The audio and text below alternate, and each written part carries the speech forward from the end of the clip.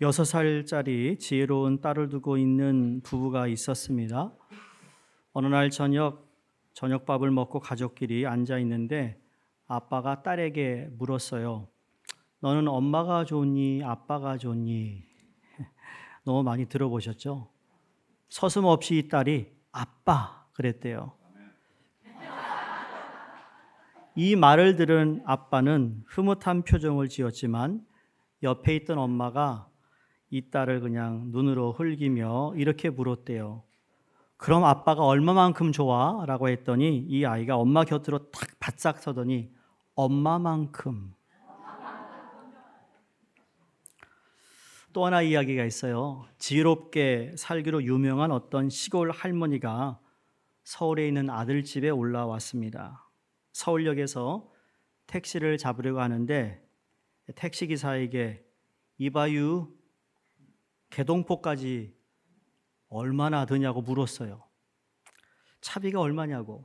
그랬더니 산전수전 다 겪은 이 택시기사 아저씨가 슬쩍 할머니를 훑어보더니 생전 처음 서울에 올라온 것 같은 그런 모습이 돼요. 그래서 이야 오늘 봉을 만났다 생각하고 10만 원만 내시오 그랬대요.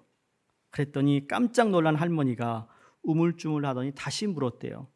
그럼 내 짐은 얼마요? 물었더니 택시기사는 인심을 쓰는 것처럼 시원하게 답하기로 아유 그야 짐은 당연히 무료입니다.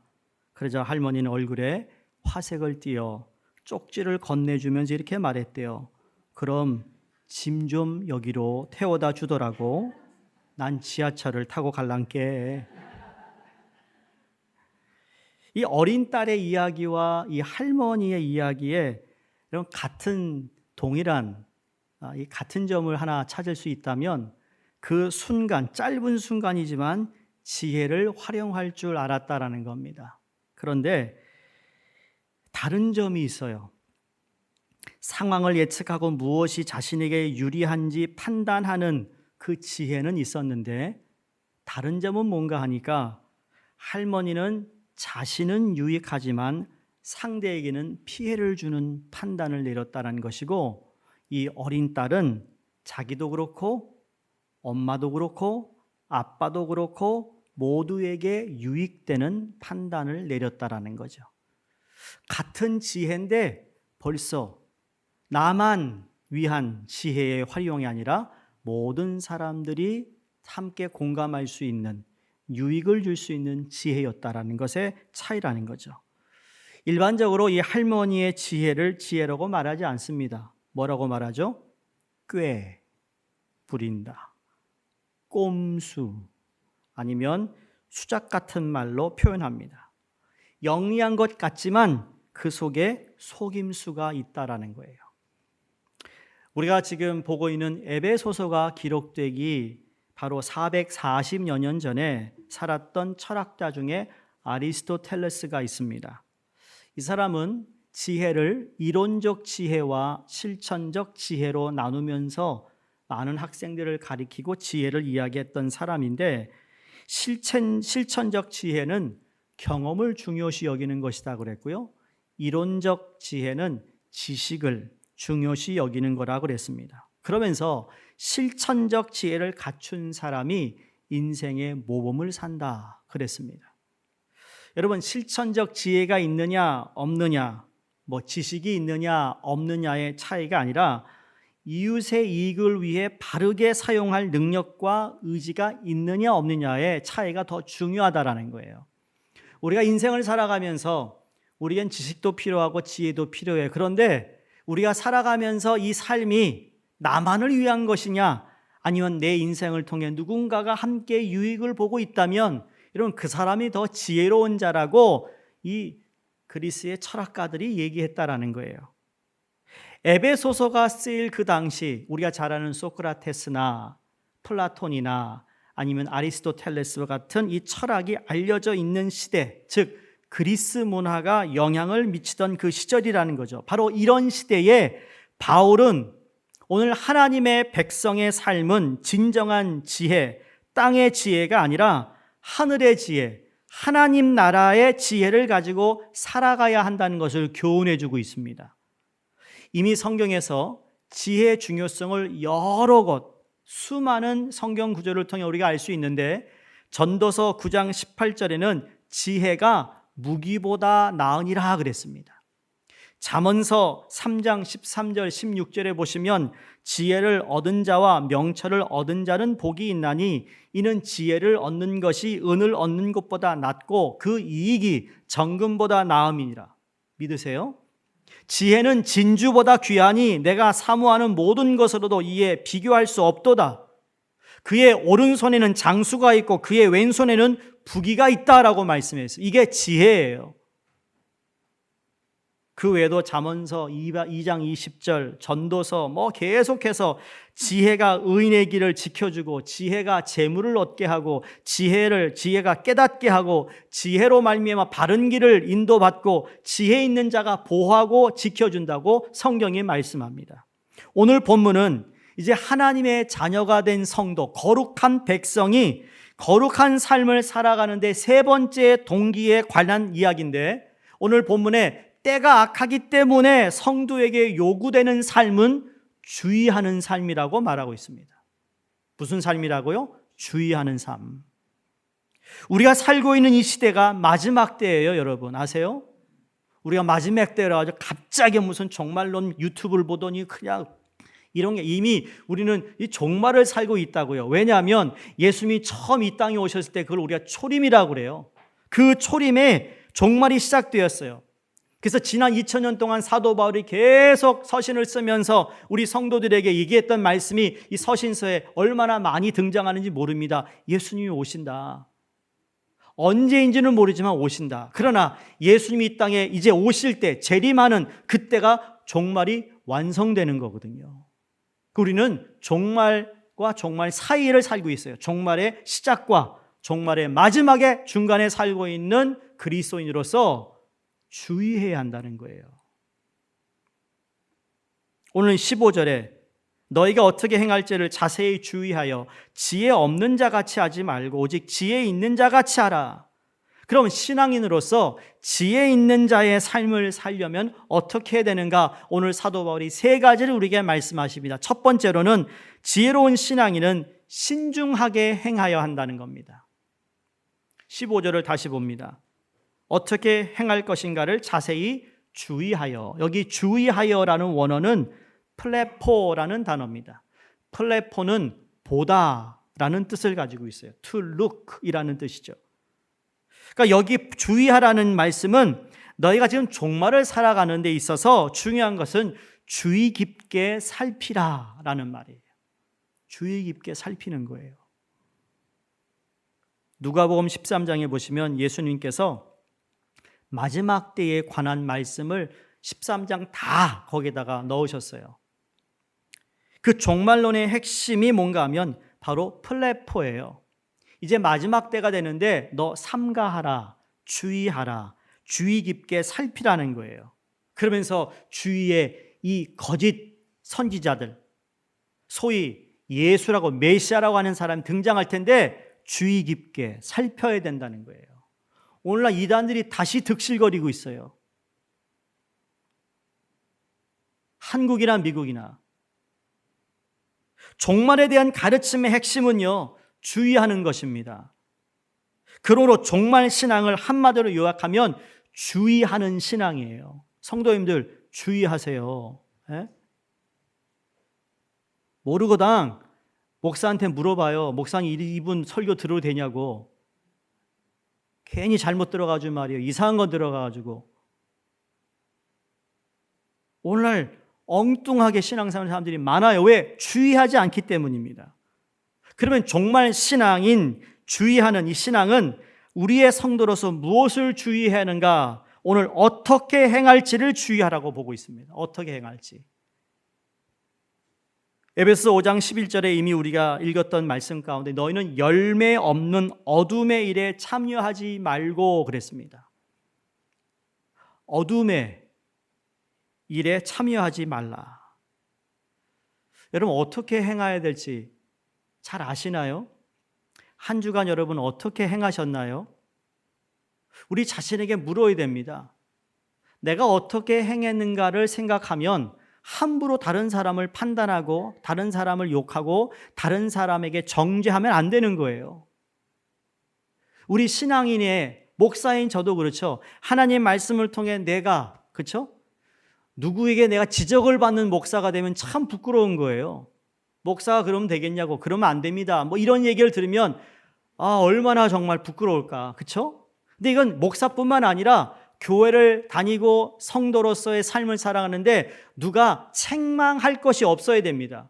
말씀을 통해 내가 책망을 받고 교훈을 받고 의로 살아야 할 것이 무엇인지를 깨달아 살아가면 그런 사람들이 책망해도 뭐 책망한다고 말하겠지만 우리는 다 죄인이라는 거죠. 나를 되돌아보지 않고 함부로 누구 이렇다 저렇다 말하지 말라는 거예요. 그게 어떻게 행할지를 주의하라는 거죠. 그래서 행하라, 페레파테오라는 원어인데 이것은 영어 성경에 두 가지로 의미로 기록되어 있습니다. 페레파테오는 한 가지는 to walk, 걷다. 두 번째로는 to live, 살아가다 의미예요. 갈라디아서 5장 16절에 우리가 어떻게 살아야 되는지 아느냐? 내가 이르노니 너희는 성령을 쫓아 행하라. 이게 바로 페리파테오예요. 이거는 걸으라는 뜻이죠. 성령을 쫓아 행하라. 성령을 쫓아 걸어가라는 의미예요. 빌립보서 1장 27절에는 오직 너희는 그리스도 복음이 합당하게 생활하라. to live, 복음에 합당한 삶을 네가 살라. 이것이 똑같은 단어를 사용하고 있어요. 그래서 바로 행하라. 글로 걸어가고 그렇게 살아가라는 거죠.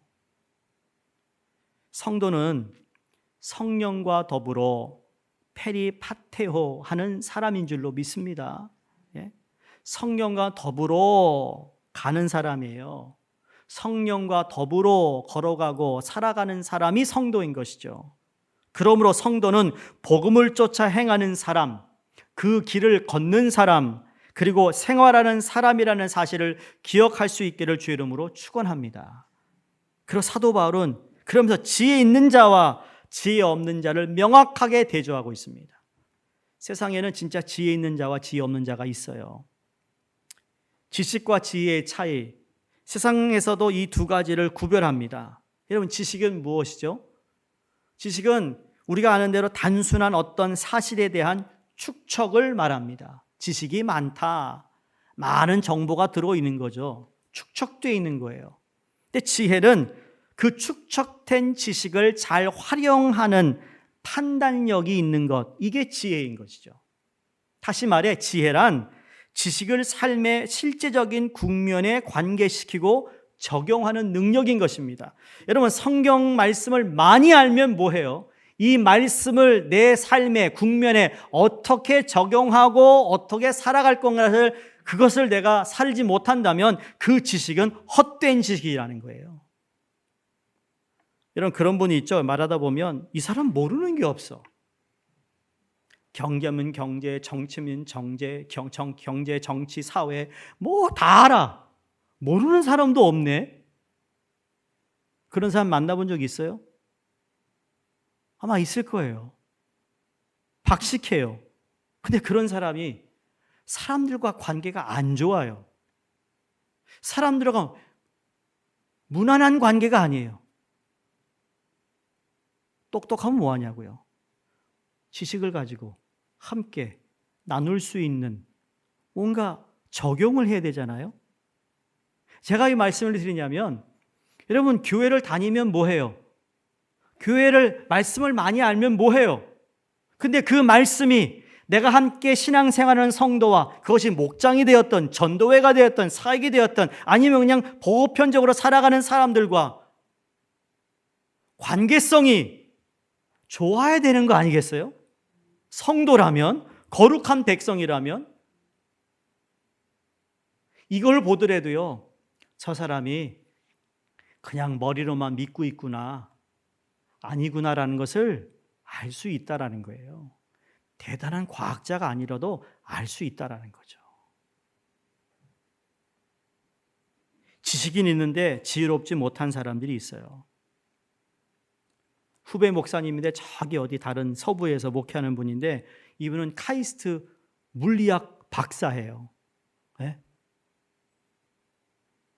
목회를 시작했어요. 얼마나 똑똑해요. 근데 신학 박사 공부를 또 하고 있어요.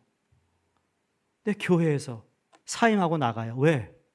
너무 똑똑하니까. 너무 똑똑해서 그런 건가? 지혜가 없는 거예요. 성도들과 관계가 안 좋은 거예요. 이건 뭐 목회자만 그런 거 아니잖아요. 혼자는 똑똑해. 사람들과의 관계가 만약에 안 좋다면 사람들에게 문제가 아니라는 거예요. 지혜가 부족한 것이겠죠. 근데 지식은 좀 부족한 것 같아도 삶의 지혜가 있는 분들이 있어요. 삶의 모든 국면에 가지고 있는 지식을 관계시키고 그리고 적용하는 사람이 지혜 있는 자라는 겁니다. 어느 마을에 바보 소년이 살고 있었대요. 왜 이 소년이 바보인가 하면 사람들이 바보 소년을 매일 데려다가 놓고 바보 소년에게 50원짜리 주고 100원짜리 보여주면서 너 뭐 가질래? 그러니까 이 소년이 50원만 갖더래요. 매번 100원짜리 50원짜리 지나갈 때마다 야 일로와 해가지고 너 뭐 가질래? 50원짜리 가져가니까 그래서 바보라고 그랬대요. 바보. 그 마을에 방문하는 사람이 있을 때마다 야 우리 마을에 그런 바보가 있다? 저기 지나가네? 야 일로 와봐. 그리고 50원짜리 100원짜리 놓고는 너 뭐 가질래? 했더니 여전히 계속 50원짜리만 가져가는 거예요. 그렇게 해서 시간이 많이 지났어요. 세월이 흘러서 이 마을에 알아주는 바보였던 이 소년이 마을에 제일 돈 많은 사람이 됐대요. 그래서 사람들이 찾아와서 이제는 바보라고 함부로 말을 못 하잖아요. 그래서 당신 어떻게 해서 부자가 됐습니까? 물었더니 이렇게 말하더래요. 사람들이 내가 50원짜리 잡으면 재미있다고 자꾸 시키지만 100원짜리 잡으면 더 이상 저보고 집으라고 하지 않을 것 같아서 일부러 50원짜리를 집었대요. 그래서 내가 지금 부자가 되었습니다. 50원짜리를 집었던 이 소년이 바보 같지만 실제로는 지혜로운 사람이었어요. 반대로 이 아이를 놀렸던 마을 사람들은 자기가 똑똑한지 알았는데 사실은 바보 짓을 한 것이죠. 제가 왜 이런 말씀을 드리냐면 내가 지혜롭다고 생각하는데 사실은 바보짓 할 때가 있다라는 거예요. 나는 저 사람보다 똑똑하다고 생각하는데 바보짓 하고 있다고요. 그걸 뭐라 그러는지 아세요? 헛똑똑이. 헛똑똑이에요. 그러니까 우리가 누구인지 알아야 되는 거예요. 지혜 있는 자, 지혜 없는 자.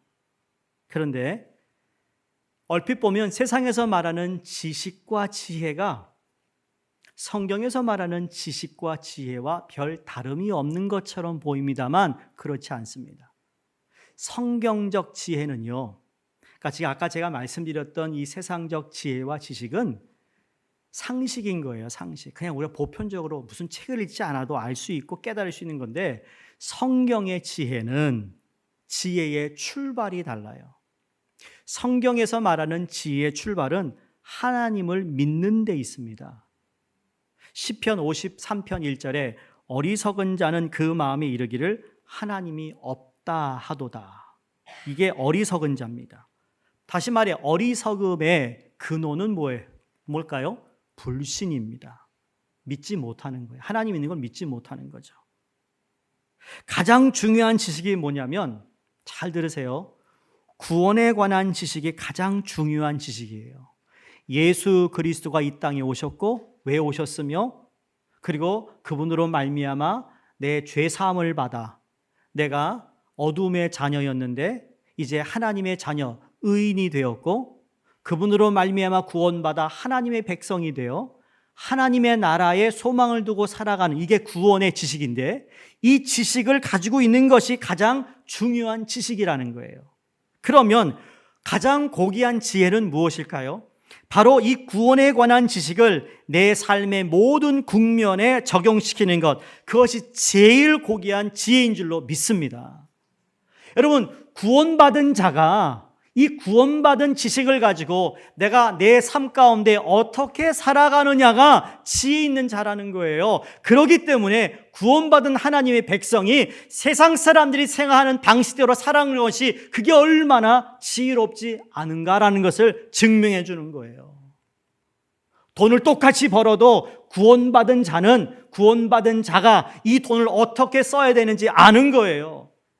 내가 다른 사람보다 공부를 많이 해서 학식이 많다면 그 학식을 구원받은 자로서 어떻게 내가 이 학식을 주를 위해 사용하는가, 활용하느냐가 거기에서 달라지는 거예요.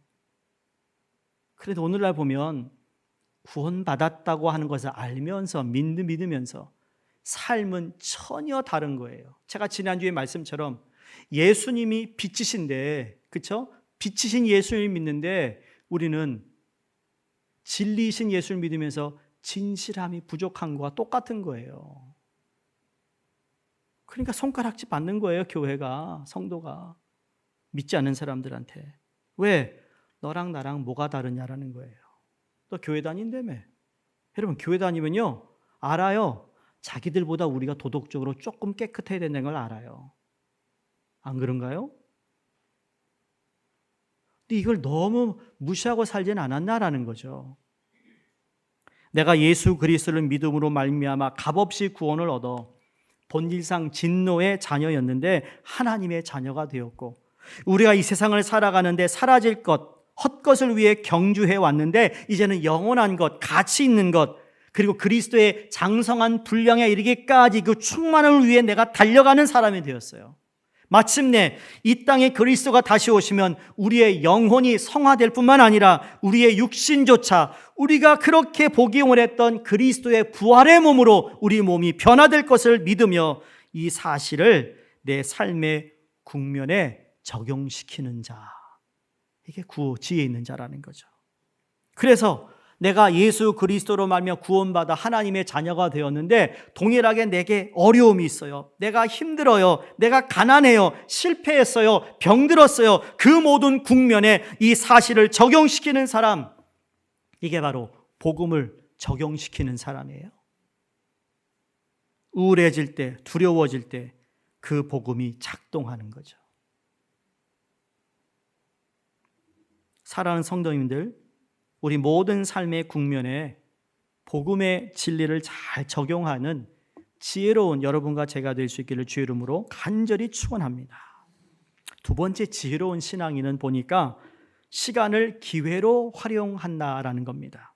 16절에 세월을 아끼라 때가 악하니라 그랬어요. 여기 지혜로운 삶 가운데 가장 대표적인 것이 바로 시간 사용이 아닐까 합니다. 여러분 게으른 사람과 게으르지 않은 사람의 차이를 어떻게 두죠? 열심히 일하는 것도 보이지만 시간을 어떻게 사용하느냐에 따라 게으르다 게으르지 않으다 알 수 있어요. 시간을 사용하는 것을 보면 지혜 있는 사람인가 어리석은 사람인가 금방 알 수 있다라는 말입니다. 왜 그렇습니까? 시간만큼 귀중한 것이 없기 때문입니다. 시간은 곧 생명이에요. 왜? 한 번 주어지고 거꾸로 가지 않기 때문이에요. 다시 돌아오지 않아요. 시간을 돌릴 수 있으면 참 좋겠다라는 생각을 우리가 살면서 가끔 하지 않습니까? 그때 내가 이런 결정을 했었다라면 어땠을까라는. 제가 아는 청년도 지금은 뭐 의사가 되어 있지만 대학교 가가지고 그렇게 공부 안 하고 재밌게 놀았대요. 그래가지고 의대로 가려고 했더니 그때 너무 점수를 잘 못해가지고 그냥 그것 때문에 그냥 다시 점수를 따고 다시 공부해가지고 들어가긴 들어갔는데 자기가 몇 년을 세월을 허송했다는 후회를 하는 얘기를 들은 적이 있어요. 여러분 시간은요 무엇을 주고도 살 수 없는 거예요. 여기 세월을 아끼라는 말의 세월, 저하고 양육반 하는 분들은 잘 아실 거예요. 카이로스와 크로노스.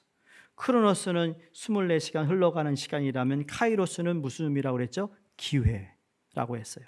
적절한 기간. 그러니까 세월이라를 얘기할 때 너에게 주어진 시간, 기회, 적절한 기간을 아끼라는 말입니다. 근데 이 아끼라는 말이 또 참 이 원어를 보면 이 엑사고라조라는 이 단어가 그로부터 사들이다라는 뜻입니다. 기회를 네가 사들이라는 뜻이에요. 기회가 그냥 있는 것이 아니라 기회라고 했을 때 그걸 내가 잡을 수 있어야 된다는 거죠. 이걸 성경에서는 사도 바울이 갈라디아서 3장 13절에 속량하다라는 단어에서 바로 엑사고라조라는 동일한 단어를 사용합니다. 예수 그리스도가 우리를 위해 피를 흘리시고 우리를 사들이신 것이 속량한 거예요. 믿으세요? 속량했어요. 사들이신 거예요. 세월을 최대한 이용하라는 것이죠. 이유가 무엇인가? 때가 악하기 때문에. 때가 악하기 때문에. 하나님이 주신 기회를 잘 활용하지 못하도록 여러분 유혹하는 것이 얼마나 많습니까? 오늘 여러분이 9월달 바이블타임 여러분에게 드렸습니다. 이거 받을 때마다 해야지. 할 거야. 그런데 한 달이 엄청나게 빨리 가요. 9월 1일 했어. 이 일도 잘했어. 그 다음 주 잘 가다가 아유 삐끗해서 미스했어. 그랬더니 어쩌면 열흘이 그냥 지나가 버리네. 그렇죠? 내가 여러분 마음속에 들어왔다 나온다니까. 근데 여러분이 기회, 말씀을 읽을 수 있는 기회, 여러분 forever 있을 것 같으세요? 여러분이 예배 드릴 수 있는 기회가 매 주일마다 있을 것 같다고 생각하세요? 아니요. 오늘도 내가 주님께 나와 예배 드릴 수 있는 은혜를 주신 것에 감사하며 예배 드리는 거예요. 오늘도 내가 하나님 말씀을 피고 읽을 수 있는, 내 눈으로 읽을 수 있다라는 기회 주신 것에 감사하며 읽는 거예요. 오늘 내가 눈 감고 하나님께 기도하면 하나님 내 기도를 들어주신다는 그 믿음을 가지고 그 시간을, 기회를 잡는 것, 이게 우리에게 필요한 거예요. 마냥 있는 거 아니에요.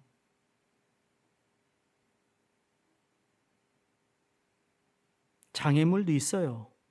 근데 지혜로운 자들은 악한 시대를 살지만 하나님께 주신 모든 기회를 최대한 사용하여 하나님의 뜻을 이루어드리는 자라는 사실을 잊지 마시기 바랍니다.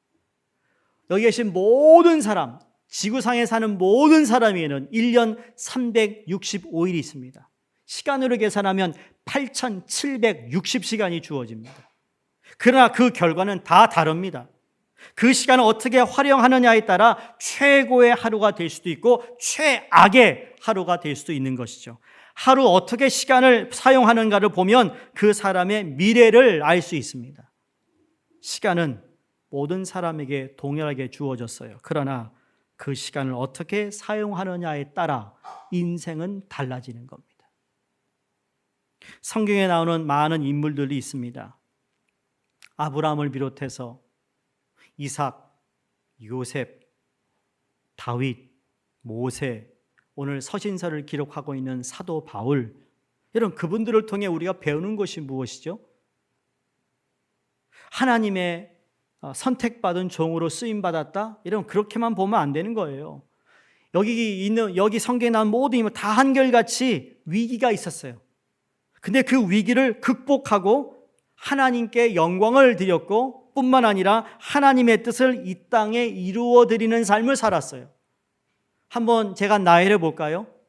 아브라함은 2번이나 아내를 누이라고 속인 사람입니다. 야곱은 아버지를 속이고 형을 속인 사람입니다. 도망자가 되어 14년 동안 삼촌에게 속아서 살았던 사람이에요. 그러나 그는 그 위기를 극복하고 마침내 12지파의 조상이 됩니다. 요셉은 인신매매되어 외국에 팔려간 사람이에요. 직업이 수없이 바뀌었어요. 종으로 살아갔어요. 중상모략을 당하여 감옥에 갇혀 언제 죽을지 모르는 위기를 당한 사람입니다. 그러나 그의 인생은 감옥에서 끝나지 않았습니다. 위기를 극복하고 마침내 애굽의 국무총리가 되었어요. 다윗 왕은 어떻습니까? 어릴 때 형들에게 멸시받은 사람이었어요. 왕이 되어서 실수하여 간음하고 살인을 저질렀지만 그러나 하나님께 회개하여 다시 깨끗이 그가 일어서서 왕으로서 그의 생을 마쳤어요. 히스기야 왕은 질병으로 사형 선고를 받았지만 그것으로 인생이 끝나지 않았어요. 왜? 하나님께 회개하며 애통하며 기도했을 때 그의 삶을 연장시켜 주셨어요. 한나는 아이를 낳지 못했습니다. 매일 울었습니다. 기도했습니다. 제사장이 너 대낮에도 술 마시고 다니냐 할 정도로 그렇게 울었어요. 술 취한 여인처럼. 그러나 인생을 하나님께서 들으시고 기도를 응답하셔서 민족 지도자 사무엘을 낳게 하셨어요. 욥은 어떻습니까? 모든 것을 잃지 않았습니까? 지금도 아무리 어렵다고 해도 여러분 욥 같은 사람이 있을까요? 오늘날? 자식 다 잃고 그 모든 재산 다 잃어버리고 몸은 병들어가고 아내는 네가 믿는 하나님 저주하고 떠났습니다. 그러나 자신에게 주어진 기회, 원망과 저주의 도구로 삼지 않고 살아계신 하나님을 믿고 의지하고 살아나갔습니다. 모세는 어떻습니까? 도망자였습니다. 80세가 되던 그때 하나님이 그를 부르십니다. 불러서 민족을 해방하는 일을 감당하게 합니다. 나이가 많다고요? 나이가 어리다고요? 신앙생활한 지 얼마 안 됐다고요? 상관없습니다.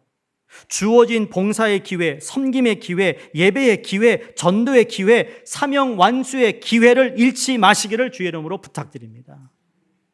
성도님들, 여러분 가운데 과거 일로 아직도 붙잡혀 있는 분 계세요? 내 발목을 잡고 있어요. 그 상처 아파요. 아픈 거 알아요. 힘든 거 알아요. 여러분 그렇게 해서 1년, 2년, 5년, 10년 그렇게 해가지고 인생을 그 세월을 내게 주신 기회를 극복하지 못하고 회복하지 못하고 거기에 목매어 살아가는 삶이 얼마나 불쌍한 줄 아세요? 주 예수의 이름으로 명하합니다. 여러분 그걸 다 훌훌 털어버리시기를 주의 이름으로 축원합니다. 이제 과거 일들 그거 가지고 목매지 마시기 바랍니다. 왜? 세월을 아끼라는 이 말씀에 경청해야 되기 때문입니다. 세월 아끼세요. 때가 악합니다. 마지막 세 번째, 지혜로운 신앙인은 주의 뜻이 무엇인지 이해해야 합니다. 이해해야 합니다. 주로 우리가 주의 뜻을 얘기하면 사도 바울이 늘 따라왔던 단어가 뭐냐면 분별이었어요. 근데 오늘은 주의 뜻이 무엇인지 이해하라. 영어 성경에도 understand라고 기록되어 있어요. 무슨 말일까? 지혜로운 삶은 바른 판단에 있고 바른 분별력이 있는 건 맞습니다만 그 판단의 기준이 그 결과가 뭐냐면 어떤 한 문제를 보고 판단하고 분별하는 것에 그치는 것이 아니라 왜 그 일이 벌어졌으며 그 일로 인하여서 어떤 일을 발생할 수 있는지 이 모든 것을 다 둘러볼 수 있는 의미에서 이해라는 단어를 사도 바울이 사용하고 있습니다. 이 이해라는 단어가 원어에서 모으다라는 뜻이에요. To set together라는 의미가 있어요. 지금까지 자기가 보고 듣고 경험했던 모든 것들을 다 종합하여 모아서 종합하여 지금 하나님 뜻이 무엇인지를 이해해야 된다는 말씀하고 있어요. 여러분 삶에 어떤 사건이 있어요. 원치 않는 일이 벌어졌어요. 그거 가지고 하나님 뜻이 무엇입니까? 어떤 분별력을 달라는 기도도 하겠지만 때로는 우리는요 너무 시야가 좁은 눈으로 주를 바라보려고 시야가 좁은 것으로 하나님의 뜻이 무엇인지를 바라보려 합니다. 아니요, 그때는 눈을 거기서 떼는 겁니다. 그리고 사방을 훑어보는 겁니다. 그래서 내가 알 수 있고 내가 이해할 수 있는 부분들을 다 종합해서 그래서 하나님이 이 일을 하셨구나. 하나님께서 이걸 막으셨구나. 하나님 그래서 이걸 나를 도우셨구나라는 것을 깨닫는 자가 지혜로운 자라는 거죠. 이해하세요? 스퍼전 목사님의 일화 가운데 이런 얘기가 있습니다. 영국 런던에서 15,000명이 모이는 대규모 집회를 열려고 계획을 세우면서 스퍼전 목사님께 설교를 부탁한 적이 있었대요. 그런데 스퍼전 목사님은 이런 이유 저런 이유로 자꾸 사양을 했다는 겁니다. 준비하는 분들이 목사님을 찾아와서 아니 스포전 목사님 지금 100명도 아니고 1000명이 모이는 것도 아니고 지금 정말 역사에 귀한 15,000명이라는 군중이 모이는데 설교 부탁했는데 왜 설교 안 하십니까? 라고 했더니 스포전 목사님이 멋있는 답을 합니다. 15,000명이 모이는 것이 중요한 것이 아니라 거기에 하나님의 뜻이 있느냐가 더 중요한 겁니다. 믿으세요? 어제 아침에도 제가 새벽 예배 때 설교 때 말씀드린 것 중에 하나가 뭐냐면 같은 거예요. 내가 주를 위해 열심히 일하는 거 중요해요. 그런데 주님과 함께하는 게 더 중요한 거예요. 하나님과 함께하지 않으면 그 열심이 누구를 위한 열심이었습니까? 나를 위한 열심이 되는 거예요. 우리가 명분을 얘기해요. 여러분 명분보다 더 중요한 건 하나님과 깊은 관계성에서의 중요한 거죠. 여러분 기도하시잖아요. 기도하고 있는데 여러분 기도에 내 제목 때문에 그것이 사건이든 문제거리든 아픔이든 다 똑같아요. 그런데 상황은 바뀌지 않나요? 근데 뭐가 바뀌면은 기도 응답이 되는 줄 아세요? 기도자가 바뀌면 기도 응답이 되는 거예요. 나는 안 바뀌어. 하는 게 때만 쓰고 있어. 아니요. 하나님, 나의 연약함을 용서해 주세요. 믿음 없음을 용서해 주세요. 내가 이렇게 살았어요. 기도하는 자가 변하면 하나님 응답하신다고요. 사랑하는 성도님들, 하나님의 뜻이 무엇인지 이해할 수 있는 지혜가 있기를 주의 이름으로 부탁드립니다. 그래서 로마서 12장 2절에 사도 바울이 너희는 이 세대를 본받지 말고 오직 마음을 새롭게 함으로 변화를 받아 하나님의 선하시고 기뻐하시고 온전한 뜻이 무엇인지 분별하도록 하라라고 말씀하실 때 여러분 우리가 하나님이 선하다 하면 무슨 명분이 필요해요? 하면 되는 거예요. 하나님이 기뻐하시는 일이라면 여러분 누가 뭐라고 그래도 내가 하나님과 함께하는 일이라면 주님이 기뻐하시는 일이라면 하는 거 아니겠어요? 그리고 온전한 뜻이라는 것을 내가 분명히 분별했다면 그냥 하면 되는 겁니다.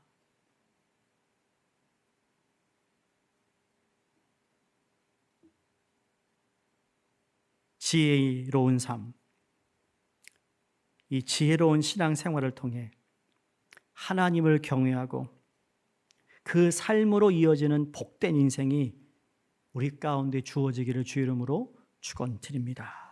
기도하겠습니다.